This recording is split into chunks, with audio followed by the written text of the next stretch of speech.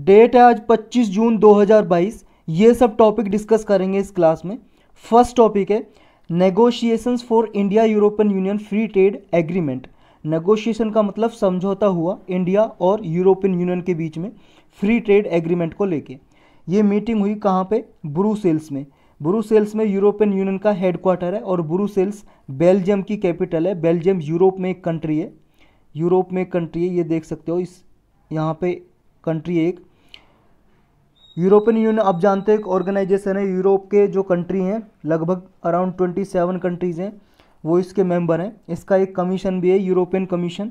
उसके vice president हैं mister वाल्दिस, इन्होंने, और हमारे जो कॉमर्स एंड इंडस्ट्री मिनिस्टर हैं पीयूष गोयल जी, इन्होंने इस मीटिंग में पार्टिसिपेट किया और एक एग्रीमेंट साइन किया, दोबारा से एफटीओ को रीलॉन्च किया, फ्री ट्रेड एग्रीमेंट नेगोशिएशन किया। फ्री ट्रेड एग्रीमेंट का मतलब होता है इसमें कुछ नंबर ऑफ आइटम लिस्ट किए जाते हैं, उन आइटम पे या तो दोनों कंट्री जीरो ड्यूटी लगाएंगे। ड्यूटी का मतलब कस्टम ड्यूटी, इंपोर्ट और एक्सपोर्ट ड्यूटी। जब आयात और निर्यात होता है तो उस पर जो टैक्स वगैरह लगाया जाता है उस टैक्स को या तो वो जीरो रखेंगे या फिर ना के बराबर रखेंगे, कुछ रखेंगे तो, ताकि आसानी से एक दूसरे कंट्री के बीच में उन आइटम पे ट्रेड हो सके, व्यापार हो सके। तो ये फ्री ट्रेड एग्रीमेंट दोबारा से रीलॉन्च किया है। साथ साथ दो एग्रीमेंट और साइन किए हैं। एक है इन्वेस्टमेंट प्रोटेक्शन एग्रीमेंट, जिससे इन्वेस्टमेंट इंक्रीज होगी, और ज्योग्राफिकल इंडिकेटर एग्रीमेंट। इससे जिनको भी जैसे प्रोडक्ट हैं जिनको जीआई टैग मिला हुआ है, ज्योग्राफिकल इंडिकेशन टैग मिला हुआ है, जैसे मान लो मैंगो है या कोई टी है पर्टिकुलर हमारे एरिया की, जैसे दार्जिलिंग टी है, इनको जैसे जीआई टैग मिला हुआ है तो उनको प्रोटेक्शन मिलेगी और उनका ट्रेड प्रमोट होगा, यानी कि उनकी एक्सपोर्ट ज़्यादा बढ़ेगी हमारे इंडिया से। जीआई टैग तो आप जानते हो क्या होता है, जैसे किसी पर्टिकुलर एरिया में कोई प्रोडक्ट है वो उसकी यूनिक सिग्निफिकेंस है, ऐसा कहीं पे बनता नहीं है, या सबसे पहले वहाँ से उसका ओरिजिन हुआ किसी प्रोडक्ट का और वो यूनिक क्वालिटी का है, तो उसको जीआई टैग दे दिया जाता है 10 साल के लिए, और 10 ईयर के बाद उसे एक्सटेंड भी किया जा सकता है। और याद रखना ये किसी पर्टिकुलर आदमी को, पर्सन को नहीं दिया जाता है, एरिया स्पेसिफिक होता है, किसी एरिया को दिया जाता है। जैसे मान लो दार्जिलिंग टी को 2004 में सबसे पहले दिया गया था। दार्जिलिंग एक जगह है वेस्ट बंगाल में, दार्जिलिंग की चाय को दिया गया है क्योंकि 1999 में एक एक्ट पास किया था इंडियन गवर्नमेंट ने जीआई टैग के प्रोटेक्शन के लिए, ज्योग्राफिकल इंडिकेशन टैग एक्ट 1999। तो इसके थ्रू ये जीआई टैग दिया जाता है, और जीआई टैग जो देती है अथॉरिटी, उसका जो मेन ऑफिस है वो चेन्नई में है, चेन्नई में, तमिलनाडु में। सबसे पहले दार्जिलिंग टी को दिया था 2004 में, तो ये याद रखना इसमें। अच्छा, जो यूरोपियन यूनियन के साथ जो फ्री ट्रेड एग्रीमेंट क्या है, इसका सिग्निफिकेंस क्या है, इम्पोर्टेंस क्या है इसकी? इम्पोर्टेंस ये है क्योंकि देखो यूरोपियन यूनियन यूएस के बाद इंडिया का लार्जेस्ट ट्रेडिंग पार्टनर है, सबसे बड़ा पार्टनर ट्रेडिंग बन गया है यूएस। यूएस से सबसे ज़्यादा हम ट्रेड करते हैं व्यापार, उसके बाद यूरोपियन यूनियन, फिर चाइना आता है। यूरोपियन यूनियन और इंडिया का जो ट्रेड है 2021-22 में वो लगभग 116.36 बिलियन डॉलर का ट्रेड हुआ है, यानी कि ईयर ऑन ईयर, साल दर साल 43.5% की ग्रोथ हुई है इंडिया और यूरोपियन यूनियन के मर्चेंडाइज ट्रेड में, यानी कि गुड्स की जो ट्रेड वगैरह होती है, व्यापार होता है। इंडिया का जो एक्सपोर्ट है यूरोपियन यूनियन में वो 2021-22 में 57% इंक्रीज हुआ है, लगभग 65 बिलियन डॉलर का एक्सपोर्ट करता है। और एक बात और याद रखनी है, इंडिया का ट्रेड सरप्लस है यूरोपियन यूनियन के साथ, यानी कि जितना हम यूरोपियन यूनियन देशों से इंपोर्ट करते हैं उससे कहीं ज़्यादा हम एक्सपोर्ट करते हैं, ट्रेड सरप्लस है हमारा, ये चीज़ आपको याद रखनी है। क्या किसी और कंट्री से भी हमारा फ्री ट्रेड एग्रीमेंट है? देखो, फ्री ट्रेड एग्रीमेंट एक तो हमारा यूरोपियन यूनियन से है, ऑस्ट्रेलिया से भी इस साल ही हमने साइन किया है, यूनाइटेड अरब अमीरात है उससे भी इसी साल हमने साइन किया है, और कनाडा, यूके से हमारी बात चल रही है अभी साइन करने की FTA, free trade agreement. Next topic है स्नेक आइलैंड। ये प्रीलिम्स के लिए इंपॉर्टेंट है, सिर्फ इसकी लोकेशन आपको याद रखनी है कहाँ पे। अभी न्यूज में इसलिए क्योंकि यूक्रेन ने यहाँ पे रसिया की मिलिट्री की बहुत सारी जो प्रॉपर्टी है उसको लॉस पहुँचाया एयर स्ट्राइक वगैरह करके। ये जो आइलैंड है स्नेक आइलैंड, इसको ये जिमिनी ये जिमनई आइलैंड भी बोलते हैं, ये आप देख लेना स्पेलिंग ZMIINYI, इतना डिफिकल्ट सा नाम है, बस आप याद रखो इसे, आंखों में बसा लो सांप की तरह इसकी स्पेलिंग। स्नेक आइलैंड या जिमनी आइलैंड बोलते हैं इसे, या फिर इसे एक नाम से और पुकारते हैं, इसका एक नाम और है वो आगे डिस्कस करेंगे हम। और ये कहाँ पे है, ब्लैक सी में है। ये देख रहे हो आप मैप, पहले वर्ल्ड मैप देखो आप यहाँ पे, ये देखो ब्लैक सी, ये वाला तुर्की, रसिया, यूक्रेन, ये बुल्गारिया, रोमानिया जो कंट्री है इनकी, और जॉर्जिया, ये आते हैं इसके साइड में। ये है ब्लैक सी, ब्लैक सी के ही नदर्न साइड में, नदर्न साइड में है। ये देखो इधर, ये देखो यहाँ पे स्नेक आइलैंड, स्नेक आइलैंड यहाँ पे इसके पास में जो डेनूबे रिवर है ना, वो भी यहाँ पे आके गिरती है। ये देखो इसे स्नेक आइलैंड बोलते हैं या फिर सरपेंट आइलैंड। सरपेंट का मतलब भी यही होता है, कोई चीज़ सांप की तरह इस तरह से चलती है ना घूम घूम के, उसी को बोलते हैं सांप के तरह का।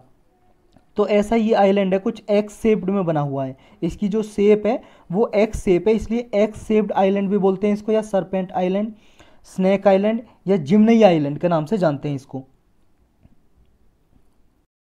ये डेनूबे रिवर है जो आके गिरती है ब्लैक सी में, उसके ईस्ट में है ये, और यहाँ पे इसके नज़दीक जो ओडेसा सिटी का पोर्ट है वो भी इसके पास है। नेक्स्ट टॉपिक है ओजीक। ओजीक भी सिर्फ प्रीलिम्स के लिए इंपॉर्टेंट है, ये क्या है बस इतना जानना आपको। ये देखो एक कम्युनिटी है ओजीक, कहाँ पे है ये केनिया में है मेनली।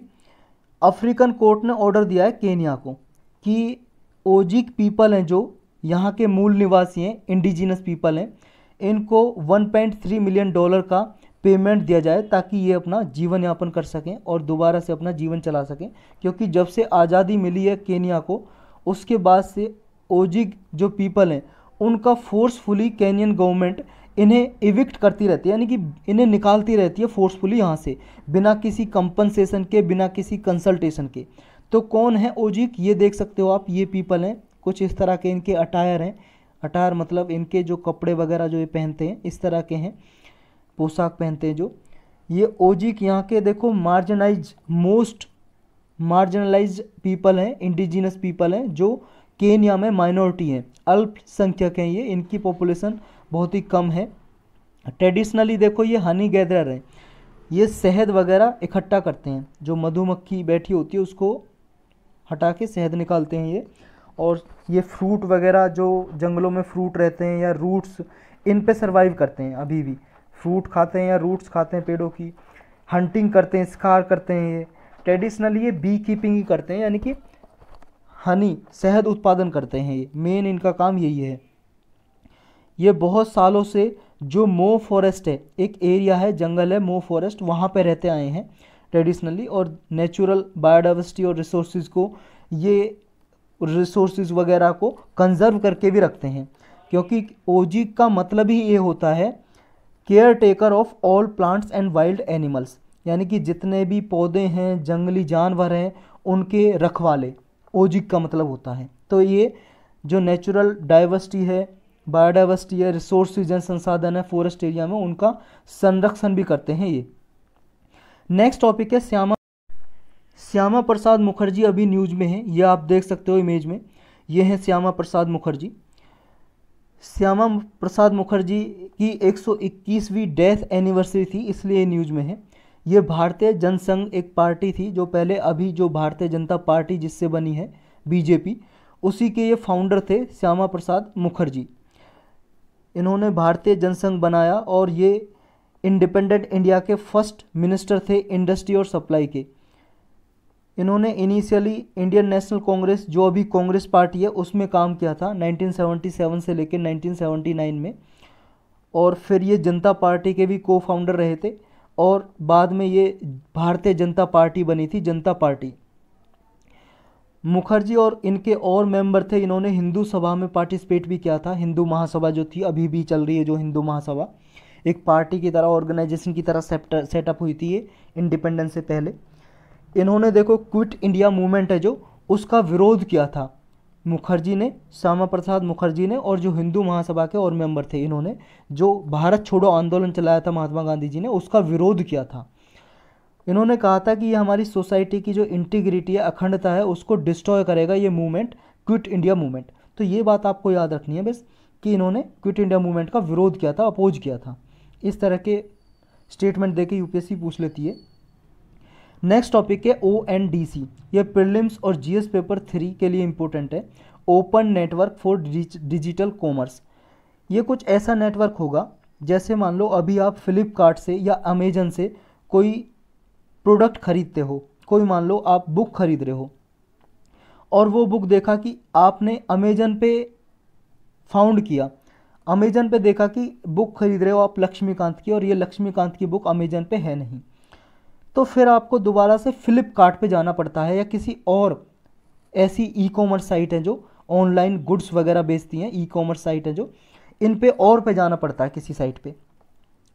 लेकिन जैसे आप पेमेंट करते हो, मान लो आपके पास पेटीएम इंस्टॉल है और कहीं दुकान पे आप जा रहे हो, उसके पास गूगल पे है, गूगल पे, या फिर उसके पास फ़ोन पे है, उस पे आप पेटीएम से पेमेंट करना चाहते हो, तो आपके पास भले ही पेटीएम है लेकिन उसके पास फ़ोन पे, फिर भी आप पेमेंट कर देते हो, क्योंकि बीच में एक नेटवर्क है यूपीआई का, यूनाइटेड पेमेंट इंटरफेस। ये जो नेटवर्क है ये फैसिलिटेट करता है कि कोई भी नेटवर्क, कोई भी आपके पास एप्लीकेशन हो, ये पेमेंट करवा देगा, यूपीआई के थ्रू करवा देगा। तो ये एक नेटवर्क है यूपीआई, तो ये फैसिलिटेट करता है, सुगम बनाता है, किसी भी एप्लीकेशन के थ्रू आप पेमेंट कर सकते हो।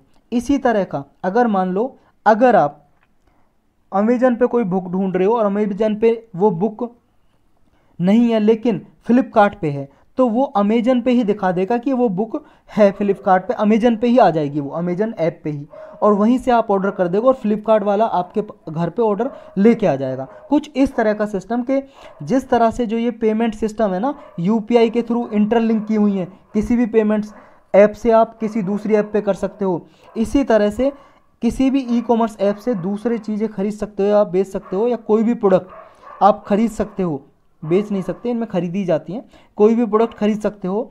इसी तरह से एक सिस्टम होगा ये ONDC, open network for digital commerce. किस लिए लाई है इसे गवर्नमेंट? इसलिए लाई है क्योंकि देखो जो छोटे शॉपकीपर वगैरह होते हैं ये पिछड़ रहे हैं ई कॉमर्स, ये जो इंटरनेट के थ्रू ये सामान बेचा जा रहा है, तो ये छोटे शॉपकीपर हैं ये पिछड़ रहे हैं, क्योंकि क्या होता है कि ये इनका जो सामान बिक नहीं पाता। अगर मान लो ये रजिस्टर भी करते हैं ई कॉमर्स साइट पे, जैसे आपने देखा होगा, क्योंकि देखो ई कॉमर्स साइट क्या है, एक प्लेटफॉर्म है। इससे यूपीएससी प्रीलिम में इस बार भी 2022 में भी क्वेश्चन पूछा था।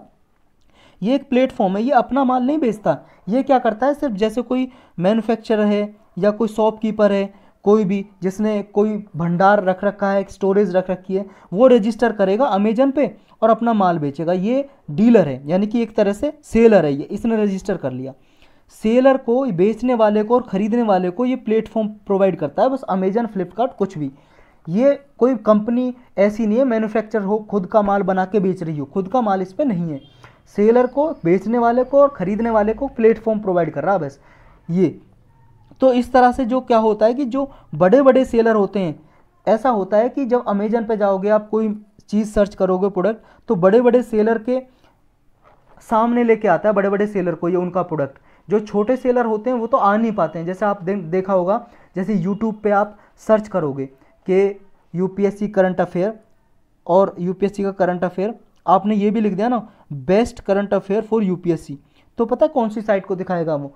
उस साइट को दिखाएगा जिस पे ज़्यादा व्यूअर हैं, जिसको ज़्यादा लोगों ने देखा है। भले वो बेस्ट हो ना हो उसकी इसको कोई चिंता नहीं होती यूट्यूब को, लेकिन जिसको सबसे ज़्यादा लोग देख रहे हैं वही बेस्ट है उसकी, उसमें चाहे भले कोई और चैनल चल रहा हो नहीं चल रहा हो, वो कहाँ आएगा? सबसे लास्ट में आएगा। यानी कि रेटिंग कैसे देते हैं? जो सबसे ज़्यादा जिसको देख रहे हैं। इसी तरह से सेलर की रेटिंग कैसे आती है अमेजन पे? जिससे सबसे ज़्यादा माल खरीदा जा रहा है, यानी कि पहले जो पहले रजिस्टर हो चुका था, मान लो जब अमेजन बनी थी उसका माल ज़्यादा बिक रहा होगा, अब वो इतना बन चुका है कि उसका सेलिंग बहुत ज़्यादा है, तो ऐसे जो कुछ सेलर है उनको ऊपर दिखाएगा टॉप में। बाकी के सेलर हैं वो आ ही नहीं पाते हैं, क्योंकि ज़्यादा नीचे जा ही नहीं पाता है, लोग सर्च नहीं कर पाते हैं वैसे भी। तो इसी तरह से ऐसे अमेजन और फ्लिपकार्ट वगैरह ऐसे ही काम करते हैं। तो ये जो छोटे छोटे उद्योग, मतलब एक तरह से शॉपकीपर हैं, इनका माल बिच नहीं पाता है, और जब ये अपना माल बेच नहीं पाते हैं तो ये पिछड़ जाते हैं इससे। तो इस तरह से एक नेटवर्क होगा, एक नेटवर्क होगा। अगर मान लो कोई बड़े सेलर के पास कोई नहीं है कोई चीज़ प्रोडक्ट, तो छोटे शॉपकीपर के पास है, वो ऑलरेडी जैसे बुक करे तो छोटा शॉपकीपर के पास आ जाए मैसेज और वो डिलीवर करे। तो ऐसा कुछ नेटवर्क होगा। किसने लॉन्च किया है ये? Department for promotion of industry and internal trade, ये ministry of commerce and industry के अंदर काम करता है डिपार्टमेंट, इसने ये लॉन्च किया है, इसका इनिशिएटिव है ये नेटवर्क। ओपन प्रोटोकॉल होगा ये, सारे लोकल कॉमर्स हैं जो जितने भी, जैसे ये क्या करेगा, मोबिलिटी बढ़ाएगा, grocery, food order, delivery, hotel booking, travel, ये सारे के सारे ये जितने भी सर्विस या प्रोडक्ट हैं ये सारे ये कनेक्ट करेगा ओएनडीसी के थ्रू जितने भी हैं। इससे क्या होगा, जो छोटे लघु उद्योग हैं, micro small and medium enterprises हैं, उनको भी प्रमोशन मिलेगा, उनको सपोर्ट मिलेगा। और जो डिजिटल मोनोपोली अभी फ्लिपकार्ट और अमेजन की, इसको ये रोकेगा, एक नया अपॉर्चुनिटी क्रिएट करेगा छोटे लघु उद्योग के लिए। नेक्स्ट टॉपिक है निर्यात पोर्टल। निर्यात पोर्टल है, ये एक पोर्टल होगा इंटरनेट पे, प्राइम मिनिस्टर ने इनोग्रेट किया है अभी वाणिज्य भवन के साथ साथ एक निर्यात पोर्टल भी लॉन्च किया है। निर्यात की फुल फॉर्म है national import export for yearly analysis of trade. जैसा इसके नाम में लिखा है इम्पोर्ट एक्सपोर्ट, तो ये पोर्टल क्या करेगा, एनालिसिस करेगा कि ईयर वाइज कितना ट्रेड व्यापार इम्पोर्ट एक्सपोर्ट हुआ, सारी जानकारी इस पोर्टल पे होगी।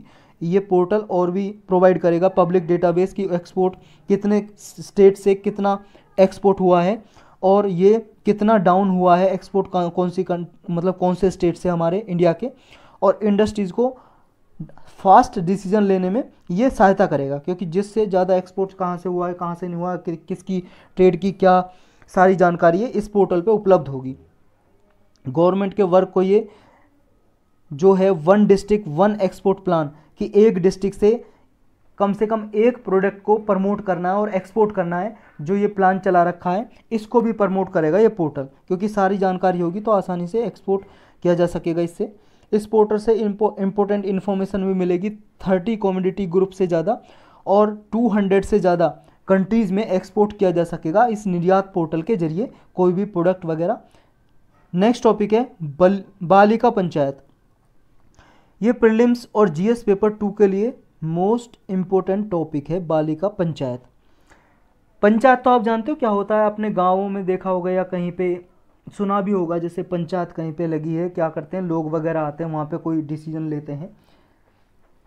जैसे रूरल एरियाज़ में देखा होगा आपने, गांव विलेज एरियाज़ में वहाँ पे पंचायत लगती है, उसमें कोई डिसीजन ले देते हैं गांव के लिए, तो ऐसी ये बालिका पंचायत होगी। बालिका का मतलब गर्ल्स के लिए पंचायत होगी। गुजरात ये फर्स्ट स्टेट बन गया जिसने बालिका पंचायत हमारी कंट्री में लॉन्च की है। फ़ायदा क्या होगा और क्या टारगेट होगा इसका? जो गर्ल पंचायत है या बालिका पंचायत, देखो इसमें क्या है, गुजरात के कच्छ डिस्ट्रिक्ट से स्टार्ट की गई है। गुजरात की जो कच्छ डिस्ट्रिक्ट है वहाँ से स्टार्ट की गई है। इसमें सोशल और पॉलिटिकल डेवलपमेंट किया जाएगा लड़कियों का, यानी कि सामाजिक और राजनीतिक जानकारी दी जाएगी उन्हें, और इन्हें इंश्योर किया जाएगा कि लड़कियां ज़्यादा से ज़्यादा पॉलिटिक्स में पार्टिसिपेट करें, यानी कि लड़कियों की हिस्सेदारी राजनीति में बढ़े, वो एमपी, एमएलए, सरपंच, जिला पार्षद, ब्लॉक समिति के मेंबर वगैरह के जो इलेक्शन होते हैं उनमें पार्टिसिपेट करें, भाग लें, उनको जानकारी दी जाएगी सारी। और ये जो स्टार्ट किया गया है बालिका पंचायत, ये देखो बेटी बचाओ बेटी पढ़ाओ कैंपेन है, उसी के अंडर लॉन्च किया है। गुजरात का जो women and child development welfare department है गुजरात गवर्नमेंट का, उसका इनिशिएटिव है ये। इसमें देखो कच्छ डिस्ट्रिक्ट में जो कुनारिया, मास्का, मोटागुआ, वादसार विलेज है, यहाँ से स्टार्ट किया गया है। और जो हमारी ministry of women and child development है, सेंट्रल मिनिस्ट्री, ये प्लानिंग कर रही है कि ऐसी गर्ल पंचायत हमारी पूरी कंट्री में लॉन्च की जाए, स्टार्ट की जाए। बालिका पंचायत देखो 11 से 21 साल की जो लड़कियां हैं उनको ये प्रमोट करेगा, उनको बताएगा कि पॉलिटिक्स में, समाज में कैसे हिस्सेदारी उनकी बढ़ाई जा सकती है गर्ल चाइल्ड की। इससे क्या है, जो सोशल इविल हैं या कुछ बुराइयां हैं हमारे समाज में वो दूर होंगी। जैसे चाइल्ड मैरिज, बच्चों की जो शादियां कर दी जाती है, चाइल्ड मैरिज 18 साल से पहले, तो ये चाइल्ड मैरिज रुकेंगी। डोरी सिस्टम है जो उसके बारे में जानकारी दी जाएगी, दहेज प्रथा को रोका जा सकेगा। तो इस तरह के जो एविल्स हैं, जो समाज में बुराइयां हैं, इनको रोका जा सकेगा इसकी वजह से। नेक्स्ट टॉपिक है फूजियान। सिर्फ प्रीलिम्स के लिए इंपॉर्टेंट है। फूजियान है क्या, बस इतना जानना है। जून 2022 में चाइना ने लॉन्च किया है फूजियान को। क्या है ये एक एयरक्राफ्ट है, एयरक्राफ्ट कैरियर, एयरक्राफ्ट नहीं, एयरक्राफ्ट कैरियर है। एयरक्राफ्ट कैरियर क्या होता है? एयरक्राफ्ट का मतलब क्या होता है? कोई भी एरोप्लेन, हेलीकॉप्टर वगैरह एयरक्राफ्ट है वो। और कैरियर का मतलब जिस पे रखे जा सकें, एयरक्राफ्ट वही होगा कैरियर। तो ये देख लो, इस तरह का कैरियर है ये, समुद्र में, पानी में, ये पानी के जहाज की तरह, शिप की तरह तैरता रहता है और यहाँ पे आसानी से एयरक्राफ्ट वगैरह, एरोप्लेन वगैरह, हेलीकॉप्टर वगैरह उतारे जा सकते हैं। एक तरह से रनवे होता है, इस पे सारा कुछ फैसिलिटी होती है कि आप मान लो कहीं युद्ध छिड़ रहा है तो समुद्र में आसानी से यहाँ पे हवाई जहाज वगैरह या एयरक्राफ्ट वगैरह उतार सकते हो, क्योंकि उन्हें जैसे रनवे चाहिए होता है ना एरोप्लेन वगैरह को उड़ाने के लिए और उतारने के लिए भी, तो ये रनवे प्रोवाइड करता है एयरक्राफ्ट कैरियर। ये चाइना का तीसरा एयरक्राफ्ट कैरियर है, फूजियान है जो। चाइना के ईस्टर्न कोस्टल प्रोविंस है जो फूजियान, उसी के नाम पे इसका नाम रखा गया है। चाइना का एक स्टेट है, राज्य है, प्रोविंस है, उसी के नाम पे नाम रखा गया फूजियान। और चाइना के पास देखो, पहला जो एयरक्राफ्ट कैरियर था वो था लियानिंग, दूसरा आया था सैंडोंग 2019 में, 2012 में ये लियानिंग आया था, 2019 में सैंडोंग, और ये अभी 2022 में लॉन्च किया है फूजियान। तो 3 एयरक्राफ्ट कैरियर हो गए हैं चाइना के पास, लेकिन चाइना प्लान कर रहा है कम से कम उसके पास 5 एयरक्राफ्ट हों। और इंडिया कितने प्लान कर रहा है? इंडिया 2 का, अभी एक ऑपरेशनल है और एक अभी रिसेंटली इंडक्ट किया। तो इंडिया के पास 2 की प्लानिंग है कि इंडिया के पास ईस्टर्न और वेस्टर्न कोस्ट में, ये जो हमारा हिंदुस्तान है, इसके एक एयरक्राफ्ट ईस्टर्न कोस्ट में हो और एक वेस्टर्न कोस्ट में हो, ये इंडिया की प्लानिंग है। तो आप मुझे कमेंट सेक्शन में करके बताओगे इंडिया के पास कौन सा नाम का एयरक्राफ्ट कैरियर है। मैंने ये कई बार आपको पढ़ाया है बहुत पहले न्यूज़ में। तो इंडिया के पास कौन से एयरक्राफ्ट कैरियर है, आपको नाम बताना है। नेक्स्ट टॉपिक है BRICS support dialogue between Russia and Ukraine. BRICS की अभी वर्चुअल मीटिंग हुई, ब्रिक्स के जो लीडर हैं उन्होंने पार्टिसिपेट किया। रशियन प्रेसिडेंट है जो, उन्होंने कहा कि ब्रिक्स को और स्ट्रेंथन करना चाहिए और मजबूत करना चाहिए। ब्रिक्स का मतलब तो आप जानते हो क्या है? Brazil, Russia, India, China, South Africa, 5 countries का एक ये ग्रुप है, ऑर्गेनाइजेशन है। इसका एक बैंक भी एस्टेब्लिश किया हुआ है, ब्रिक्स बैंक या न्यू डेवलपमेंट बैंक बोलते हैं, जिसका हेडक्वार्टर संघई में है। ये ब्रिक्स बना था 2009 में, जब केवल ये ब्रिक था। साउथ अफ्रीका बाद में जोड़ा गया, 2009 में बना ये ब्रिक, फिर बाद में ब्रिक्स बन गया ये। इंडियन प्राइम मिनिस्टर है, उन्होंने कहा कि ब्रिक्स की इंपॉर्टेंस पे फोकस करना चाहिए। पोस्ट पेंडेमिक के बाद से ग्लोबल इकोनॉमी रिकवरी कैसी होनी चाहिए। चाइना के जो प्रेसिडेंट है उन्होंने कहा कि कोल्ड वार जो मेंटेलिटी है उसको रिजेक्ट किया चाइना के प्रेसिडेंट ने, और कहा कि जो यूनिलैटरल सैंक्शन लगा दी जाते हैं यूएस या यूरोपियन यूनियन के द्वारा, इनको रोका जाए। इनका विरोध किया चाइना ने। यूनिलैटरल सैंक्शन का मतलब, जैसे अभी रसिया पे यूएस ने सैंक्शन लगाए यूक्रेन वार पे, यूनिलैटरली लगाए, मतलब अपने आप से, अकेलौता कोई देश जब लगाता है यूनिलैटरल। तो ऐसे जो प्रतिबंध लगाए जाते हैं इनको रोका जाए, सारी कंट्री मिलकर प्रतिबंध लगाएं, ऐसा कुछ चाइना ने कहा। की पॉइंट क्या है इस मीटिंग के? इस मीटिंग के ये हैं, इंडियन प्राइम मिनिस्टर और ब्रिक्स कंट्रीज के पास सिमिलर व्यू है गवर्नेंस का ग्लोबल इकोनॉमी में। ये कॉपरेशन एरियाज हैं कुछ जो ब्रिक्स कर सकता है। एक तो न्यू डेवलपमेंट बैंक इसमें करता है, सैटेलाइट एग्रीमेंट किया हुआ है ब्रिक्स ने सैटेलाइट एग्रीमेंट किया हुआ है, न्यू डेवलपमेंट बैंक खोला हुआ है जो सहायता करता है ब्रिक्स कंट्रीज़ की। Covid research and development centre south Africa में ये सेटअप किया है। Next, mutual recognition pharma product की, कोविड वैक्सीन की, मेडिसिन्स वगैरह की। जो बीजिंग समिट है उसने डिक्लेरेशन में कहा था कि ब्रिक्स कंट्री क्या है, जो यूनाइटेड नेशन में जो नेशनल पोजीशन है इसकी, उसको एक्सप्रेस किया बीजिंग समिट में, जब बीजिंग समिट हुआ था ब्रिक्स का। जो हमारे प्रधानमंत्री जी हैं उन्होंने ब्रिक्स बिजनेस फोरम मीटिंग में कुछ यहाँ पे कुछ गाइडलाइंस दी, कुछ यहाँ पे अपनी बात रखी। वो क्या थी, इसके बारे में हम ऑलरेडी डिस्कस कर चुके हैं। ब्रिक्स बिजनेस फोरम समिट, ये ब्रिक्स का ही बिजनेस फोरम यानी कि एक मीटिंग हुई थी, उसमें प्रधानमंत्री जी ने ये कहा कि 7.5% इकोनॉमिक ग्रोथ रेट एक्सपेक्ट की जा रही है इस ईयर। और ये कहा कि जो ब्रिक्स बिजनेस फोरम समिट है, ये मीटिंग है, ब्रिक्स बिजनेस फोरम है, ये क्या है, एक ऐसा प्लेटफॉर्म डेवलप करेगा जिससे रेगुलरली एक्सचेंज किया जा सकता है स्टार्टअप के बीच में, ब्रिक्स कंट्रीज़ के बीच में।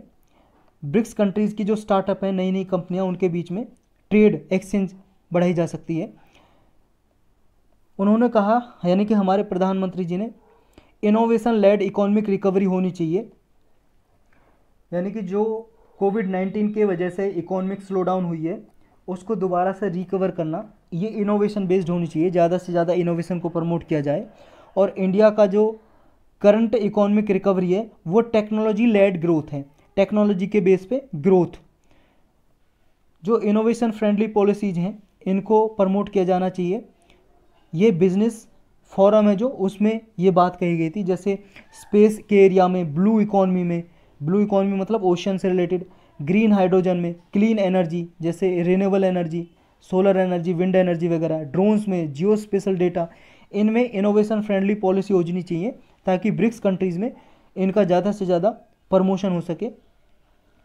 इंडियन डिजिटल इकोनॉमी की जो वैल्यू है वो 2025 तक $1 ट्रिलियन तक पहुंच जाएगी। और ब्रिक्स वुमेन बिजनेस अलायंस, ये क्या है, ये ट्रांसफॉर्मेटिव चेंज ला सकता है इंडिया में, ऐसा इस बिजनेस फोरम में कहा गया। तो ये कुछ बिजनेस फोरम के कुछ मेजर पॉइंट थे जो हमने डिस्कस किए, और ब्रिक्स के बारे में आप सब लोग जानते ही हो। तो यही टॉपिक थे आज के। कुछ इंपॉर्टेंट टॉपिक है वो आज कल में हम कुछ डिस्कस करेंगे और आने वाले समय में भी डिस्कस करेंगे।